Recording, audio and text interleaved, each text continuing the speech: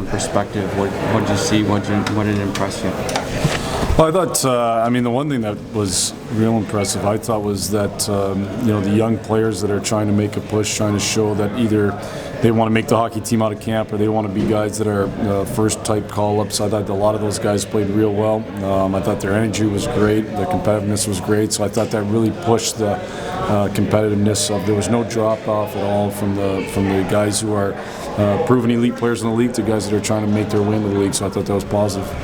How anxious or just excited are you seeing a guy like Anthony Mantha actually play against somebody not his own teammate and at the NHL level in an exhibition game now? Yeah, it'll be great, and I think Anthony, again, last year was an unfortunate thing that happened in the prospects tournament, so he missed the opportunity to do this. So it'll be great for him. I thought he played really, really well today. I thought that line with Athanasiou and Bertuzzi were really good, and I thought Anthony had really took a step forward today. He's, the one thing he's got to do, we've talked about, is score goals. He scored, but I also thought he was involved in lots of other areas. So it'll be great to see now.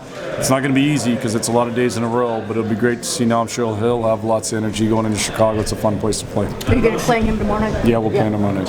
Nosek seems to have had a really good camp so far. Carried over into this game with those 2 goals. Nose is another guy that, as I talked about, guys that want to push to either show that they should make the team out of camp or show they should be in an early call-up if needed. Nosek's one of those guys. I thought he played really, really well. I thought he even without the goals, he does lots of things. I think he's a real complete player. The one thing I said up top was it looks like he's gained a step north-south in his speed, and if that's the case, if that proves to be true, that'll really push him in the right direction of becoming an NHL player. You've incorporated quite a bit of the 3-on-3 experimentation. Does it looks like your players, your skilled skaters, are having fun with it? Yeah, we talked about. I can't imagine with the elite level of talent in the NHL in 5 minutes of 3-on-3 that lots of games are going to go to a shootout. You just watch, it's a chance one way, it's automatically going the other way. If you sit back, then you end up in your O-zone, and all of a sudden you're playing man-on-man, and a breakdown happens like it happened on the one goal. So I think it's going to be great. I think our guys are going to enjoy it, so hopefully we end up on the right side of enough of them. Coach, what team's going tomorrow? There's not one specific team. We'll have rosters, but not one specific team. How do you envision Bertuzzi? What do you envision Bertuzzi becoming? Is he kind of more of a scrappy second, third liner? Is he going to be a little bit of a goal scorer too? Or? Yes, I think Bert's first of all, Bert's a hockey player. So what I mean by that, he's just one of those instinctually he does a lot of things right. He reminds me of a guy in a different way to a Justin Abdicator, where he can be a real complement to a line of guys with skilled players because he's got the offensive thought process and the offensive ability to play with the real high-end skilled players. But he does a lot of the dirty work. He wins lots of battles. He goes the nut front great. So that would be our projection that he would follow a similar path to what Abby's followed. You had Glendening on a top 6 role during the scrimmage. Is that something that you think might happen in the regular season? Well, the one thing we've experimented with is playing him on the wing with Sheehan and Franzen, obviously, and so that would be some type of top 9 forward position for sure.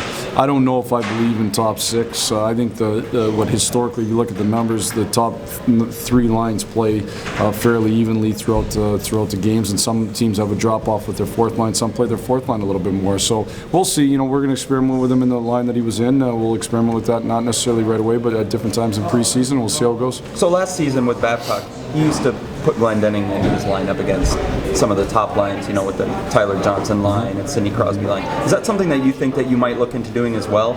Yeah, I think Glenny's a guy that can match up against the best players in the world, and he's proven that he does a great job with it. What I'd like to see from the line that Glenny's on, if they are matched up against a top line, I'd like to see them have the ability to push back and provide offense and not just shut down. So that's one thing that we've looked at with that line combination, is that a group that can play against other teams' top lines, and again, not just defend them well, but then produce some offense out of that. We'll experiment and see. Kind of this camp exactly the way you'd like?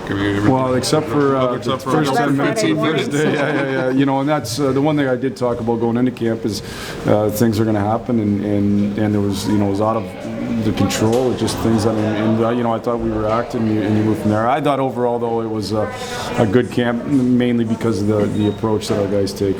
Nice to see Helmer around though, even though he can't play obviously. I talked to Helmer today. He seems like he's in a good spot. You know, he's going to be frustrated that something like that, unfortunate accident happened, but he'll work through it. He knows, you know, we'll just day by day, and hopefully he continues to get better.